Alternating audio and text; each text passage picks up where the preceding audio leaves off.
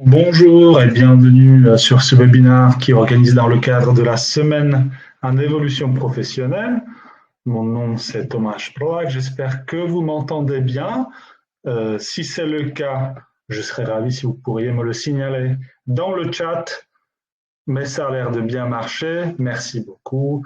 Merci beaucoup d'être nombreux et nombreuses à participer à cet événement. Au plaisir de vous accueillir. Avant de commencer, donc vraiment avec le sujet d'aujourd'hui, quelques rappels. Vous avez la possibilité de poser vos questions dans l'onglet questions. Maintenant, quand vous me dites que vous m'entendez bien, vous êtes dans l'onglet chat. À côté, il y a un symbole, il y a un onglet questions. N'hésitez pas à poser vos questions.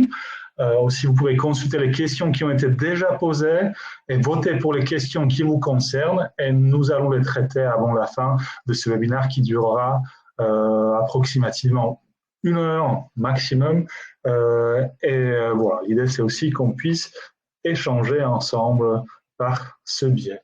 Donc, bienvenue à ce webinaire qui est organisé dans le cadre des semaines en évolution professionnelle. C'est déjà la 3e fois que nous organisons cette série d'événements, de webinaires où vous avez la possibilité de rencontrer des experts dans le domaine d'orientation, d'accompagnement, d'évolution professionnelle sur une centaine de webinaires thématiques qui sont gratuits toujours autour de, comme j'ai dit, de la formation, d'évolution professionnelle, création d'entreprise, mais aussi d'autres sujets en lien avec ce domaine. Cet événement est organisé avec le réseau EVA, qui est opérateur du conseil en évolution professionnelle pour les salariés et les indépendants dans certaines régions, avec l'APEC, avec le groupe en évolution, la BGE de Guyane, Inter-RH Corse, Axis Martinique, etc.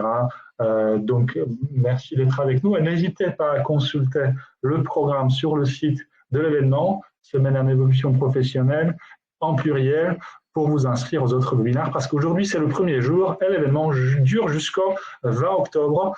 Et les thématiques se répètent régulièrement, donc si vous n'êtes pas disponible pour une date, il y a des possibilités de vous connecter à un autre moment. Alors, est-ce que vous m'entendez toujours?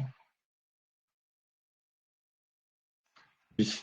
Alors, si vous avez des problèmes de son, n'hésitez pas à relancer la page web, à réactualiser. Et dès qu'il y a un problème de son, n'hésitez pas à me le dire. Je vois que certains ont ce problème. Essayez de regarder de votre côté qu'est-ce qui se passe en espérant que ça sera résolu. Mon nom, c'est Thomas Sprague. Je travaille en tant que conseiller en évolution professionnelle et responsable pédagogique basé à Nancy, un Grand Est. Mais le sujet dont on vous va parler aujourd'hui, c'est le sujet qui concerne tout le monde potentiellement dans un processus d'évolution professionnelle. Parce qu'aujourd'hui, on va parler de ce qu'on appelle l'immersion professionnelle ou la PMSMP, période de mise en situation en milieu professionnel.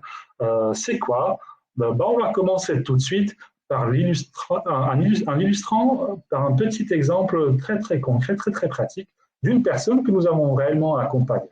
Donc, je vais vous raconter l'histoire de Jean-Claude, on a changé le nom, mais l'histoire est vraie. Pourtant, il a travaillé en tant qu'aiguilleur au sein de la SNCF depuis 2013. Alors, je ne sais pas si vous connaissez le métier, c'est assez physique, c'est assez pénible, et en plus avec une organisation irrégulière, avec travail de nuit, etc. Donc, depuis quelques années, il se sent lassé de son poste et il a candidaté à d'autres postes à l'interne, mais en vain. Donc, ainsi, il songe à faire un changement radical. Et puisqu'il est passionné d'œnologie, il envisage de se reconvertir dans ce domaine. Mais il connaît l'œnologie, il ne connaît pas hyper bien le métier d'œnologue, donc il souhaite explorer ce domaine et plus particulièrement le métier de caviste. Donc il a trouvé une conseillère en évolution professionnelle qui l'accompagne gratuitement, qui lui a expliqué ce que c'est que cette PMSMP, cette immersion professionnelle. C'est quoi? C'est effectivement une période de stage d'observation. Pendant cette période, on peut observer un métier et voir si cela peut nous correspondre ou pas.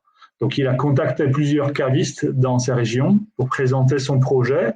Et au bout de quelques rencontres, parce que voilà, il a déjà participé à des foires, à des rencontres, à des formations, c'est convenu. Il a trouvé un caviste et plusieurs facteurs facilitent sa démarche. Donc, il a la capacité à communiquer sa passion pour le domaine, le fait que les professionnels finalement aiment faire découvrir leur métier et surtout, cela ne coûte rien à la structure, à l'entreprise qui l'accueille pour stage.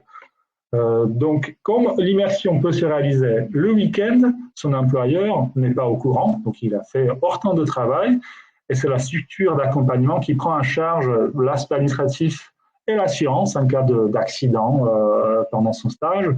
Et grâce à ça, Jean-Claude a passé 3 week-ends de suite à observer le métier de caviste, et maintenant il est décidé.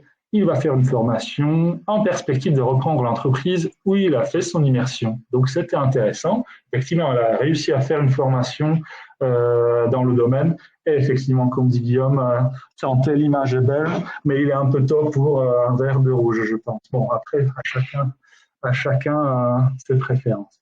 Mais voilà, on a résumé un peu l'idée de ce que c'est que l'immersion. Effectivement, quand on est dans un processus de construction de son projet professionnel, voilà, j'ai travaillé depuis des années sur un poste où je me suis trompé d'orientation, ça ne me convient pas, où je me suis rendu compte pendant le confinement, pendant le Covid, qu'il faut que je change parce que j'en peux plus, j'ai fait le tour, je tourne en rond.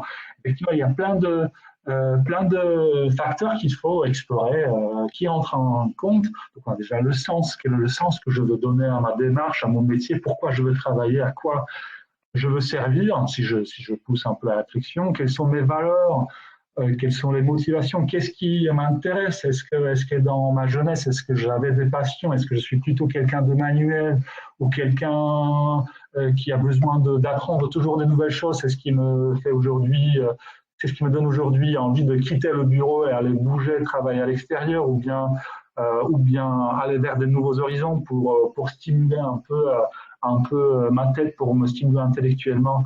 Quelles sont les compétences que j'ai et que j'utilise peut-être peu ou pas du tout dans mon boulot? Qu'est-ce qui me gêne dans ma situation actuelle? Est-ce qu'il y a des opportunités qui se présentent? Voilà, mais aussi un facteur hyper important, c'est du coup de bien connaître le métier que je vise si j'ai déjà un projet. Donc, c'est quoi? C'est avoir une bonne visualisation de son objectif, voir des images, voir l'environnement dans lequel le métier s'exerce, entendre les sons, les bruits, les paroles, l'ambiance du métier que je vise.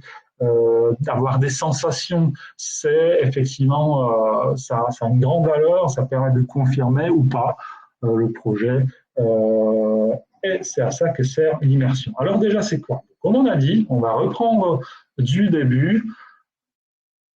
C'est une période dans une structure d'accueil, donc ça peut être une entreprise, une association et même une structure privée ou publique. Cela permet de découvrir un métier ou un secteur d'activité, ça c'est son premier objectif.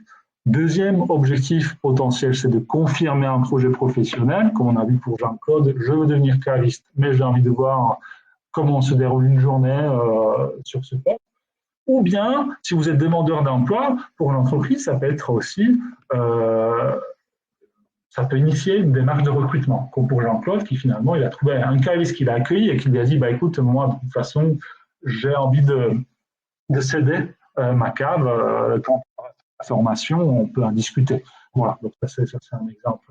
Et pour l'entreprise, c'est intéressant parce que ça contribue aussi à l'attractivité de l'entreprise, d'un secteur. Vous savez bien aujourd'hui qu'on est dans une situation de pénurie sur le marché du travail et les entreprises cherchent essayer de faire tout pour rendre leur métier, leur entreprise attractive, et une immersion, par le fait de proposer une immersion, ça peut être quelque chose d'intéressant pour eux. Et ça devient de plus en plus intéressant. Donc maintenant, pour répondre tout de suite à la question qui vient d'être posée, comment faire et avec qui il faut que je parle pour pouvoir faire cette immersion? Alors, il y a 4 types d'organismes qui peuvent vous aider à mettre ça en place. Donc, il y a les opérateurs du conseil en évolution professionnelle qui ont une délégation de prescription. On va justement en parler à la fin de ce webinaire. C'est quoi le conseil en évolution professionnelle, vers qui me tourner, comment contacter quelqu'un chez moi, dans ma ville, dans mon secteur d'activité. Mais si vous êtes demandeur d'emploi, bien évidemment, adressez-vous au Pôle emploi. Les conseillers de Pôle emploi seront ravis de vous accompagner dans la démarche. Si vous êtes accompagné par le Cap emploi parce que vous êtes en situation de handicap, voilà, adressez-vous à votre conseiller. Pour les jeunes qui sont accompagnés par les missions locales, c'est la mission locale.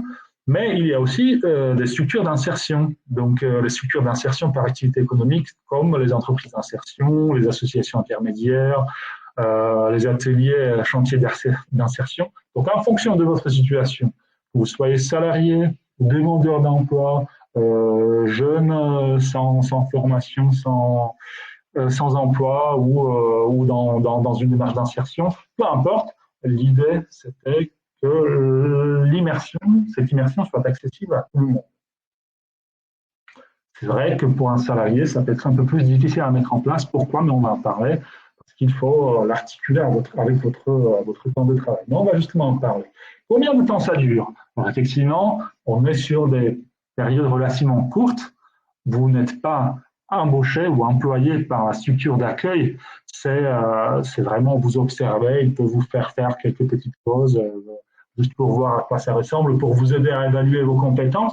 Mais en aucun cas, cela ne peut excéder un mois de date à date, que ce soit continu ou discontinu.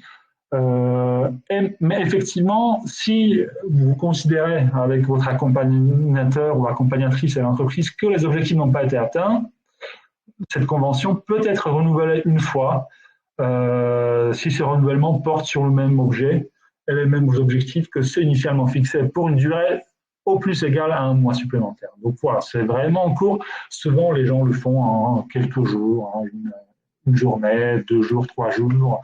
Ça suffit en règle générale pour se faire une idée et pour atteindre l'objectif qu'on s'est fixé pour cette période d'immersion. Alors, on peut faire même plusieurs immersions dans la même entreprise, mais il ne faut pas que ça soit plus de 2 conventions pour la même entreprise au cours d'une période de 12 mois consécutifs. Pourquoi? Pour que ça ne devienne pas tout simplement du travail dissimulé.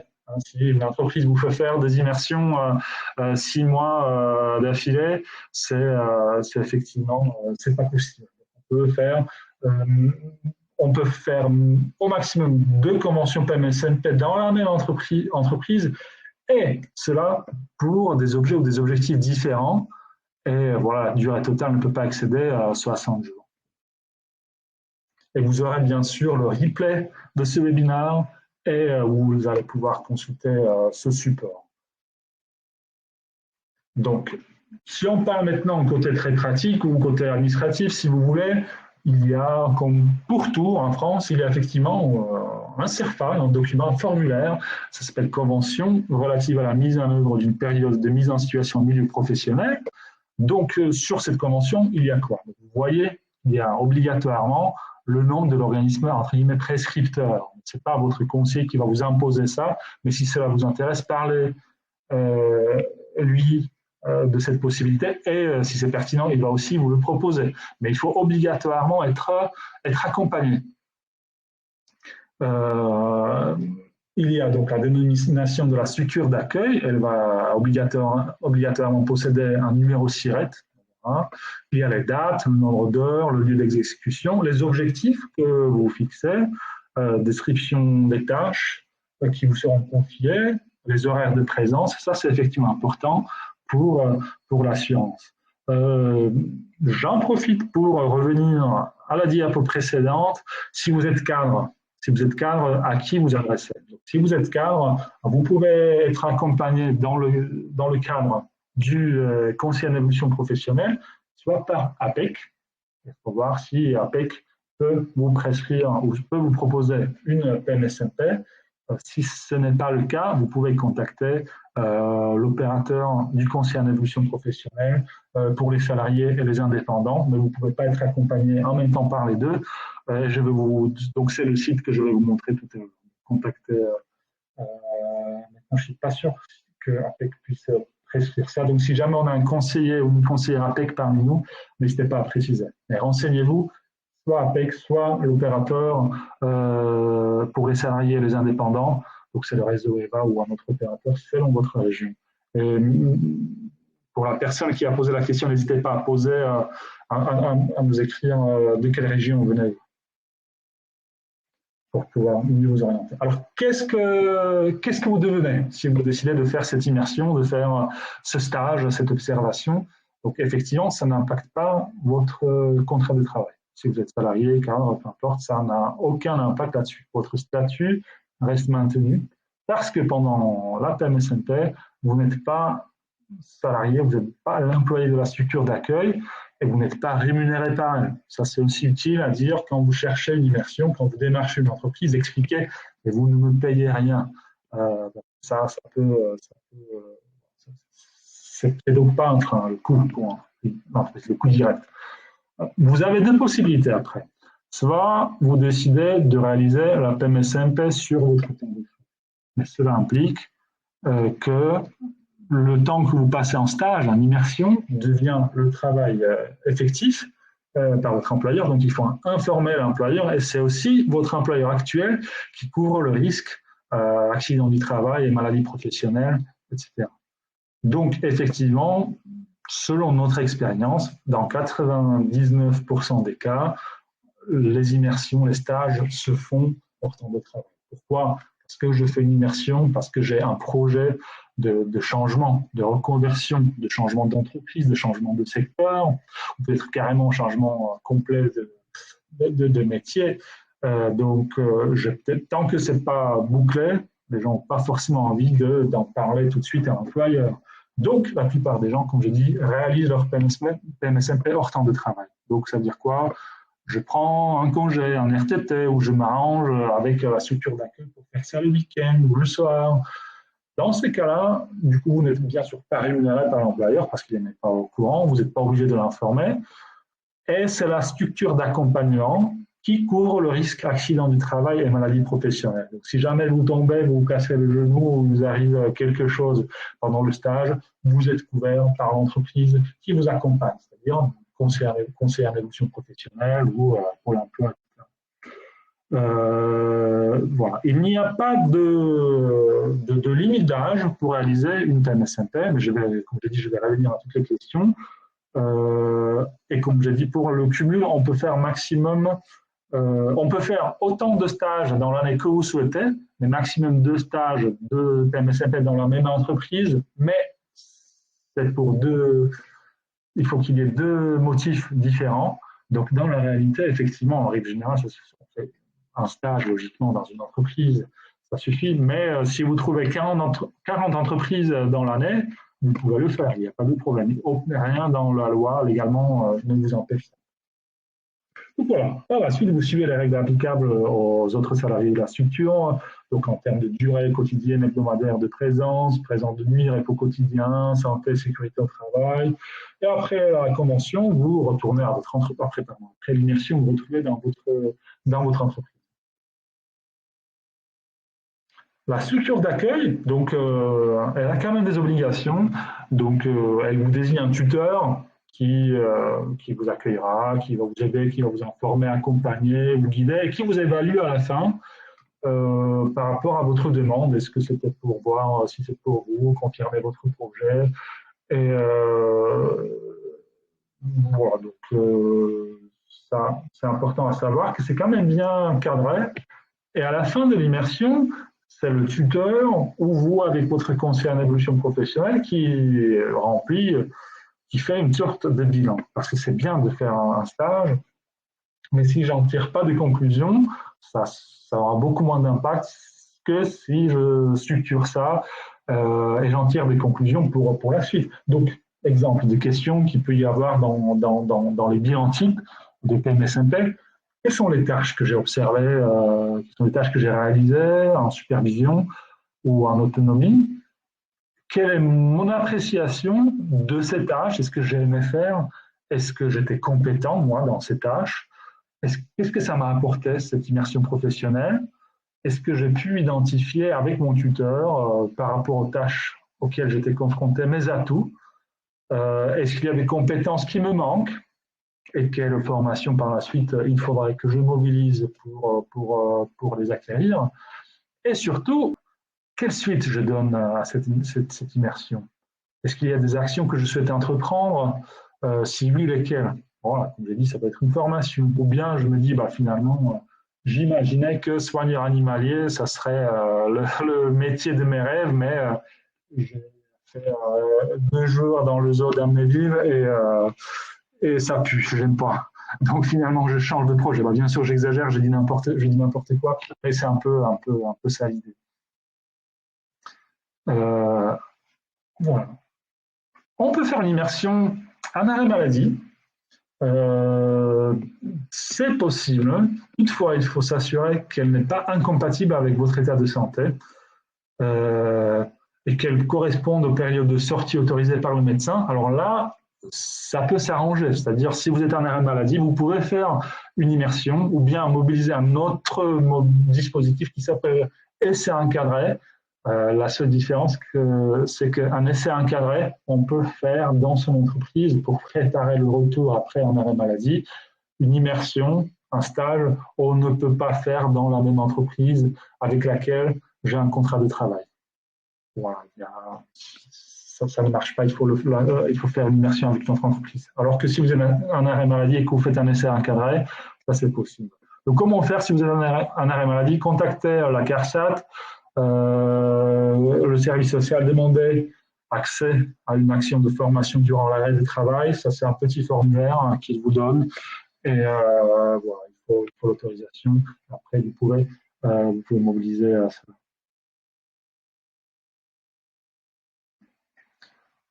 Comment s'y prendre? Donc, effectivement, pour que ça soit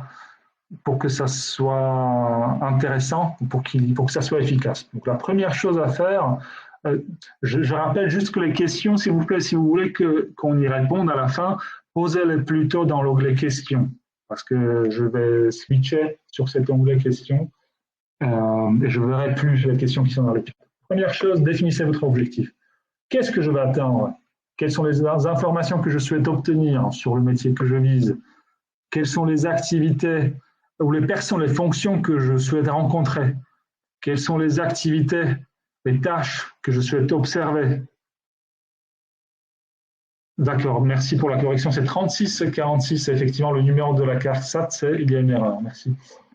Quelles sont les hypothèses que vous voulez confirmer? Donc bien réfléchir à quelles sont les infos que vous souhaitez obtenir de la PMICP. Par la suite, trouver une structure d'accueil. Alors parfois, ce n'est pas évident. Souvent, ce que les gens font, c'est qu'ils mobilisent le réseau, les amis des amis, la famille, les amis de la famille. Mais il y a 2 sites intéressants, ça vous pouvez noter, c'est le site La Bonne Boîte de Pôle emploi. C'est un outil qui vous permet de trouver les entreprises qui sont susceptibles de recruter des personnes sur le poste que vous visez. Et encore mieux, le site immersionfacile.beta.gouv.fr qui est effectivement un site de l'État où toute entreprise qui accueille des stagiaires pour l'immersion peuvent se faire référencer, peuvent s'inscrire. Donc, vous les trouvez, vous pouvez faire les démarches en ligne, mais attendez, ce n'est pas toujours tous les opérateurs du Conseil en évolution professionnelle qui utilisent le site. Donc, ils vont quand même peut-être vous inciter ou inviter à signer quand même la convention CERFA, mais en tout cas, vous pouvez trouver déjà les entreprises accueillantes sur ce site, immersionfacile.beta.gouv.fr. Troisième chose, comme j'ai dit, utilisez votre réseau pour trouver une immersion. Donc voilà, ça peut être aussi même les anciens collègues, les partenaires, votre archive de formation, etc. Et puis surtout, parlez-en à votre conseiller en évolution professionnelle qui vous aidera à identifier la meilleure stratégie pour identifier une structure d'accueil, et qui vous informera sur les démarches administratives propres à votre situation personnelle, et qui aussi vous aidera à bien préparer cette immersion et qui fera avec vous le bilan à la fin et qui vous accompagnera au moment de faire votre bilan et d'en tirer des conclusions pour la suite. Voilà. Il nous reste encore quelques minutes avant de passer aux questions. Donc justement, c'est quoi ce conseil en évolution professionnelle? C'est un service public gratuit qui existe, qui a été expérimenté depuis 2014 et renouvelé en 2020. En gros, c'est pour chaque personne qui souhaite faire le point sur sa situation professionnelle et, le cas échéant, élaborer, formaliser et mettre en œuvre une stratégie d'évolution professionnelle. Ce qu'il faut savoir, c'est que c'est un service d'État financé par l'État, donc c'est toujours gratuit pour la personne qui mobilise et c'est confidentiel. Donc c'est à votre initiative, à l'initiative de la personne qui souhaite se faire accompagner. Et si vous êtes salarié, l'employeur n'est pas au courant. C'est un service neutre et impartial, donc on ne va pas vous pousser à choisir un tel et tel métier. C'est vraiment pour vous aider à poser les choses, réfléchir. J'en suis où? Qu'est-ce qui me gêne? Qu'est-ce que je veux? Qu'est-ce que je ne veux plus? Il n'y a pas besoin d'avoir un projet précis quand on mobilise un conseiller en évolution professionnelle. Justement, parfois, parce qu'on ne sait pas quoi faire, que ça peut être intéressant de mobiliser le conseiller en évolution professionnelle. Surtout, c'est un service accessible. Je vais vous parler de notre région Grand Est, où on a plus de 50 sites et une centaine de conseillers. Et c'est pareil dans toutes les régions en France. Donc, l'idée de l'État, c'est que chaque salarié puisse trouver un conseiller en évolution, un bureau, un conseiller en évolution professionnelle à moins de 30 km de son domicile. Pour qui? Donc, en fonction de votre situation, pareil, vous pouvez être accompagné soit par un opérateur régional, soit par APEC si vous êtes cadre, soit par Pôle emploi si vous êtes demandeur d'emploi. La mission locale accompagne les jeunes en difficulté d'insertion et Cap Emploi, les personnes qui sont en situation de handicap. Sachant que si vous êtes cadre, vous pouvez choisir entre un opérateur régional et APEC. Si vous êtes jeune de moins de 26 ans, mais vous avez le statut salarié, donc je sais pas, vous êtes étudiant, mais vous avez un petit boulot à côté, c'est OK. Vous êtes apprenti, vous avez le statut de salarié, vous pouvez mobiliser aussi le service ou les services de l'opérateur régional. Vous êtes peut-être en situation de handicap, mais ce n'est pas un handicap qui a un impact important ou grave sur votre situation professionnelle. Dans ce cas-là, vous pouvez aussi choisir entre Cap Emploi et un opérateur régional. L'objectif, c'est pas seulement préparer un projet de reconversion ou avoir un projet, comme j'ai déjà dit. Ça peut être aussi, voilà, je souhaite mobiliser la validation des acquis d'expérience. Je ne sais pas comment faire, mais le temps ça a changé, c'est devenu un peu plus simple, donc c'est peut-être le moment d'explorer. Ou bien j'ai l'idée de quitter mon entreprise pour créer ou reprendre une autre. Ou bien je ne veux pas quitter mon entreprise, au contraire, mais j'aimerais bien évoluer en interne, j'aimerais bien que mon employeur finance un projet de formation en lien avec ce que je fais pour que je me remobilise.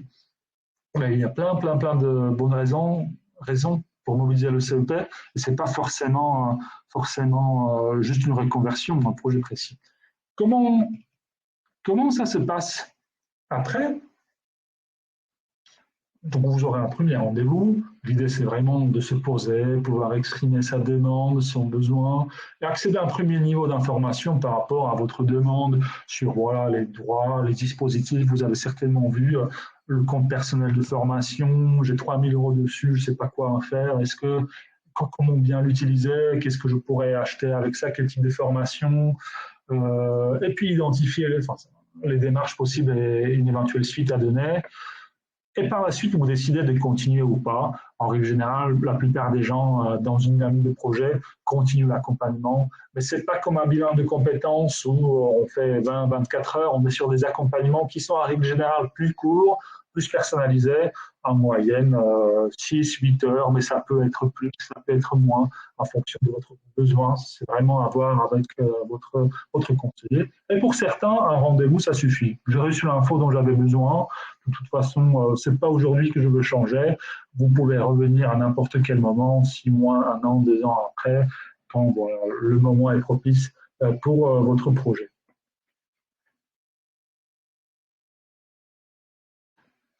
Comment prendre un rendez-vous? Donc, il y a un très bon site qui est le site d'État, mon-cep.org, où vous tapez votre situation prédominante, votre localisation, donc le code postal, et vous recherchez votre agence avec un contact.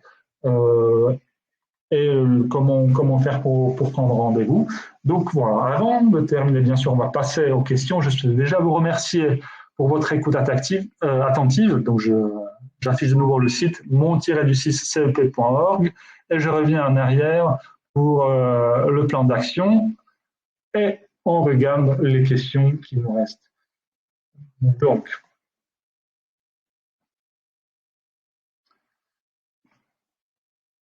ok.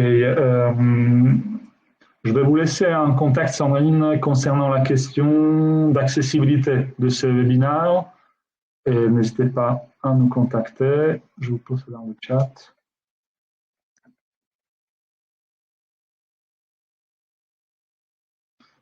Remonter ça aux organisateurs.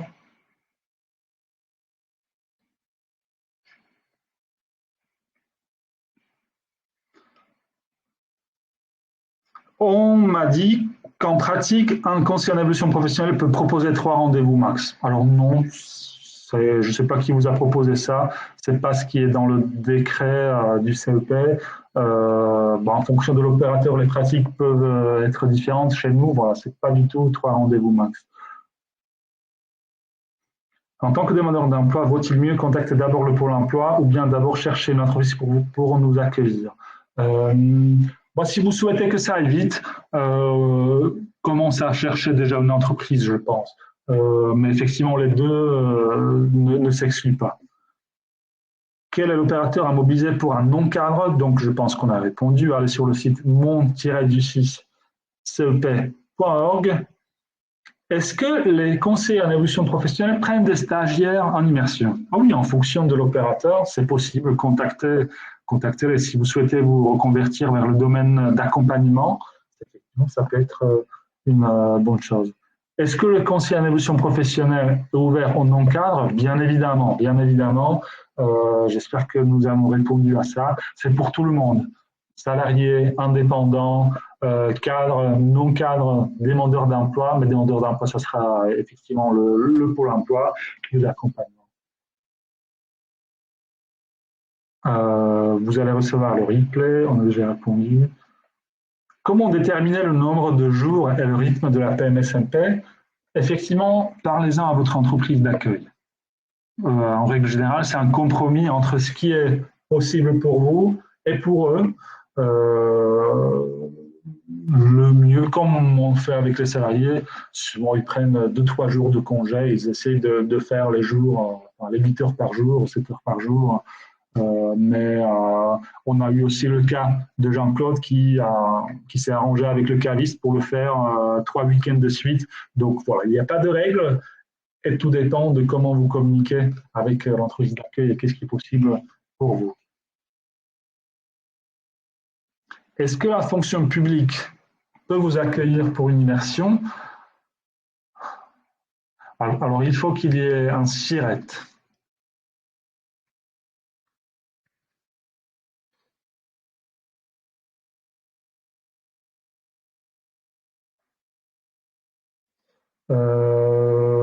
Je suis pas sûr, je suis pas sûr, mais je vais me renseigner, je reviens vers vous. À la suite d'un bilan de compétences, lors de mon enquête de métier, est-ce possible de mobiliser une PMSMP? Ah oui, très bel exemple. Vous avez fait un bilan de compétences, vous avez un projet, vous souhaitez le valider ou pas? Est-ce que c'est une bonne idée de faire une PMSMP? Bien évidemment, continuez dans cette démarche, dans la concrétisation de vos idées, contactez un conseiller, une conseillère en évolution professionnelle dans votre région pour déterminer comment s'y prendre. Si on ne connaît pas encore son projet professionnel définitif, faut-il d'abord faire un bilan de compétences au préalable? Ça dépend, ça dépend. Vous pouvez effectivement, je pense que la meilleure idée, c'est quand même de rencontrer d'abord un conseiller, une conseillère en évolution professionnelle pour lui exposer votre situation, pour en discuter et pour voir ensemble s'il faut vraiment faire le bilan ou si on peut faire un travail de construction du projet dans le cadre du CEP. L'avantage du CEP, c'est que c'est gratuit. Vous pouvez avoir un rendez-vous rapidement si vous êtes salarié, sous 10 jours. l'avantage du bilan de compétences, c'est qu'on va plus en profondeur, il y a plus d'heures, c'est l'opportunité de faire vraiment un bilan de sa carrière, de sa vie professionnelle, donc à voir. Mais je pense que le bon réflexe, c'est d'en parler d'abord à un conseiller en évolution professionnelle. Peut-on faire appel à un conseiller en évolution professionnelle sur un demandeur d'emploi? Oui, mais c'est le Pôle emploi qui vous accompagnera dans le cadre du CEP. Alors, on a la réponse concernant l'accueil PMSMP dans la fonction publique.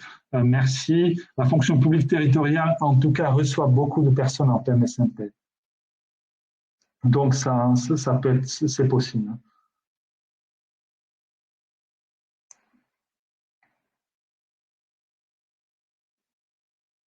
Non, concernant APEC, si vous êtes cadre, il faut uniquement être accompagné pour mobiliser une PMSMP, soit par APEC, soit par un autre opérateur du conseil en évolution professionnelle.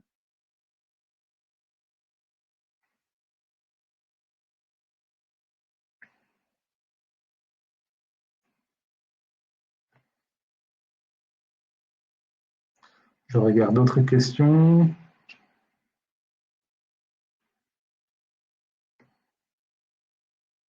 Où peut-on avoir la trame de bilan de PMSMP?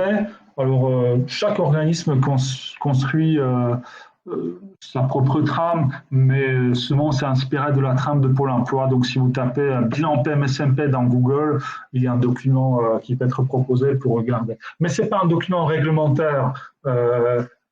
L'idée, c'est vraiment de faciliter ce travail de bilan et que vous utilisez un tel document ou un autre, ce n'est pas forcément important. Et je trouve que la trame de Pôle emploi, ce n'est pas trop mal fait. Mais effectivement, c'est votre conseiller en évolution professionnelle qui peut vous en fournir une. Nous, on a déjà parlé d'arrêt maladie et la PMSMP. Effectivement, c'est possible. Contacter la CARSAT, soit pour la PMSMP, soit pour laisser encadrer. Est-ce qu'une PMSMP est réalisable sur des semaines complètes? Si vous avez des congés ou si votre employeur vous permet de faire ça sur temps de travail, oui.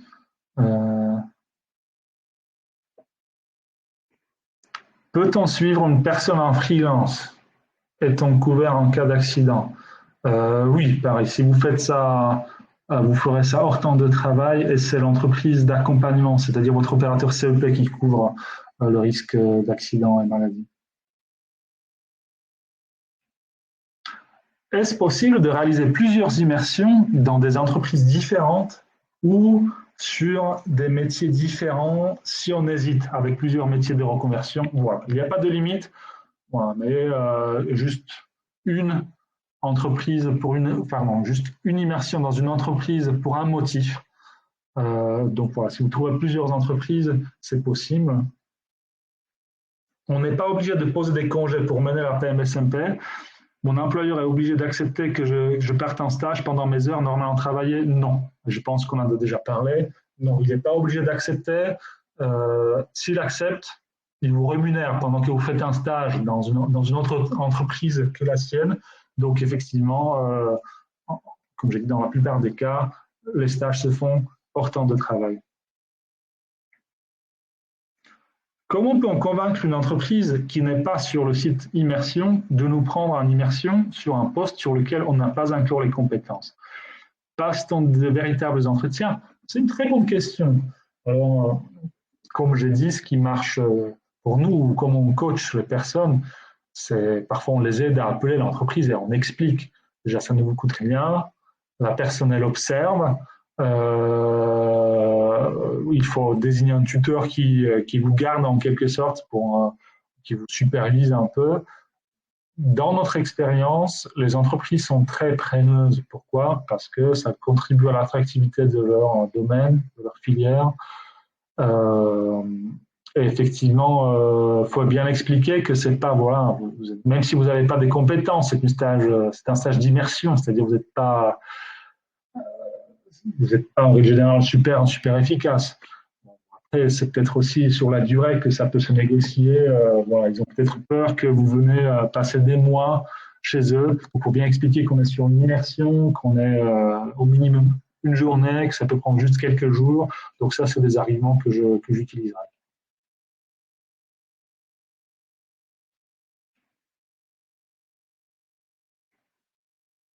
Quelle personne est-il préférable de contacter au sein de l'entreprise?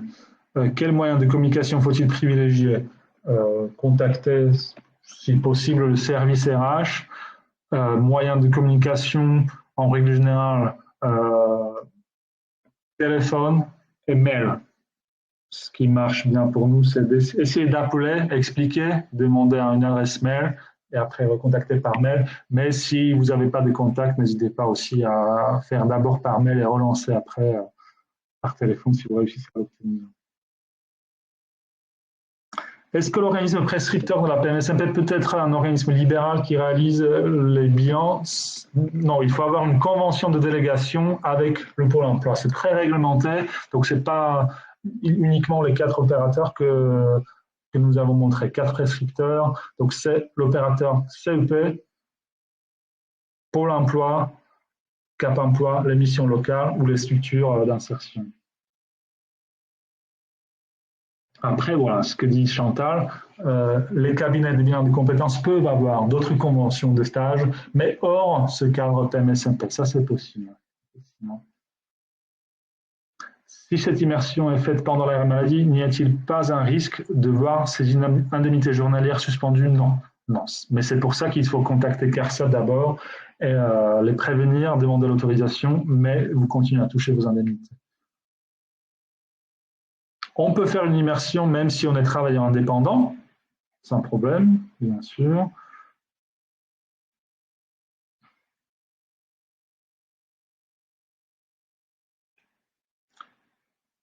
Je comprends que ce n'est pas qu'un stage d'observation, mais que l'on peut faire si l'entreprise est OK. J'ai bien compris. Bah oui, oui. L'idée, c'est aussi de sentir comment ça se passe le métier. Donc, s'ils sont OK, si vous êtes OK, bien sûr, oui. On n'est pas forcément que sur l'observation. Et c'est ce qui est aussi dans le bilan, quelles sont les tâches que j'ai observées, effectuées sous supervision, effectuées indépendamment, donc effectivement oui. Le CERFA, convention de stage, vous le trouvez aussi sur Internet, donc tapez CERFA PMSMP, mais de toute façon, il faut qu'il y ait une signature de votre structure d'accompagnement CEP.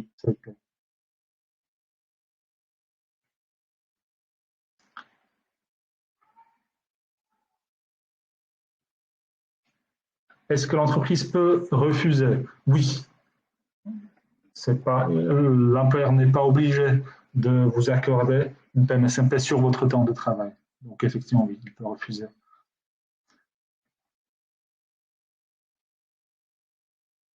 Est-ce que la PMSMP est obligatoire pour demander un financement de formation? Non, en règle générale non, mais ça dépend à qui vous faites la demande de financement. Si vous êtes salarié, vous faites peut-être une demande de financement à votre transition pro pour effectuer ce qu'on appelle projet d'évolution professionnelle.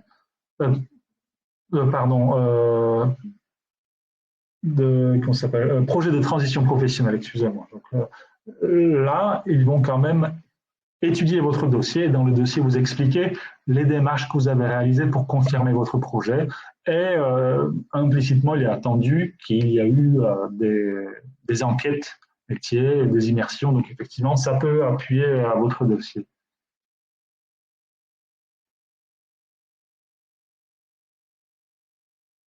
Si vous êtes demandeur d'emploi, vous continuez à toucher votre ARE pendant l'immersion et à ma connaissance, il n'y a pas d'autres aides supplémentaires pour réaliser la PMSMP. Si votre employeur est d'accord et s'il vous autorise de faire votre immersion sur temps de travail, effectivement, vous êtes remboursé. Donc, je reviens sur ces diapos. Deux possibilités. Soit vous faites sur votre temps de travail.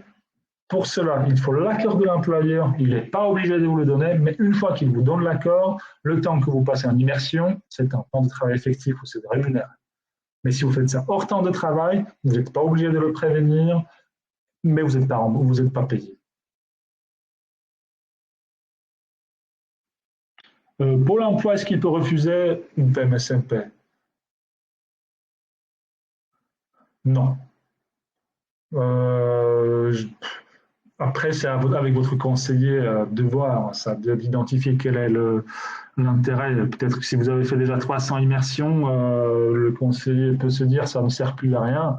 Mais je dis un cas très hypothétique. Mais je ne suis pas conscient des raisons valables pour lesquelles Pôle emploi pourrait refuser une PMSMP si vous êtes bien demandeur d'emploi inscrit au Pôle emploi. Ah oui, sauf s'il considère que c'est du travail déguisé, effectivement. Excellente remarque. Ouais, ça peut être bien. Voilà. Voilà. La PMSMP implique d'expliquer son CV s'il y a des trous dedans. Écoutez, moi, je ne suis pas fan. Qu'est-ce qu'un employeur met son nez dans votre vie, des trous dans son parcours? C'est normal. Moi, je suis étonné des gens qui n'ont pas de trous dans leur CV. Donc, voilà. Après, un employeur pour la PMSMP, il ne vous fait pas un entretien d'embauche en règle générale. Il peut regarder votre CV, etc. Mais la démarche la plus simple, c'est d'expliquer où vous en êtes. Je suis dans une démarche de reconversion, d'évolution. Je suis passionné de votre secteur, ça m'intéresse énormément. J'aimerais me reconvertir dedans. Pour montrer votre intérêt, votre passion pour votre projet. Ça, c'est parfois contagieux et ça permet de convaincre les entreprises, même si parfois il faut être persévérant et contacter plusieurs. Mais le plus simple, c'est de contacter déjà ceux et celles qui sont sur le site Immersion Facile, parce que c'est des entreprises qui sont motivées.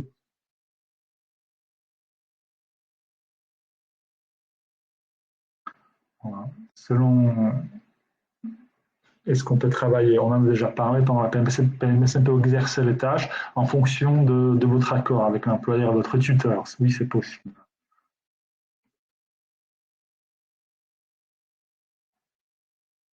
Est-ce qu'on peut faire une immersion dans un établissement scolaire? Alors, on a eu une réponse, un témoignage de la fonction publique territoriale où c'était possible. Est-ce que l'éducation nationale accueille pour une PMSMP? Je crois que oui.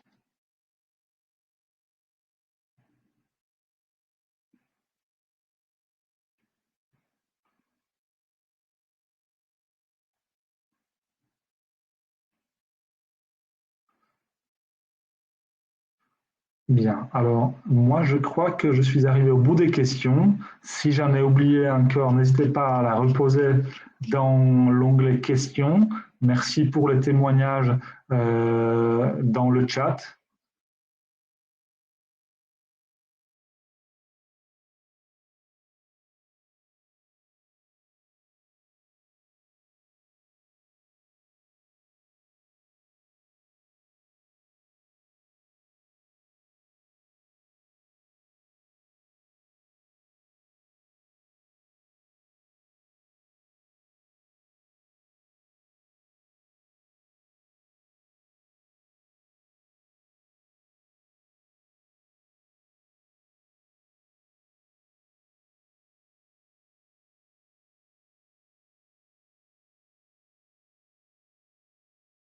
Merci à vous.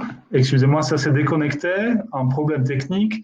En tout cas, merci de votre participation et au plaisir sur d'autres webinaires dans le cadre des semaines en évolution professionnelle.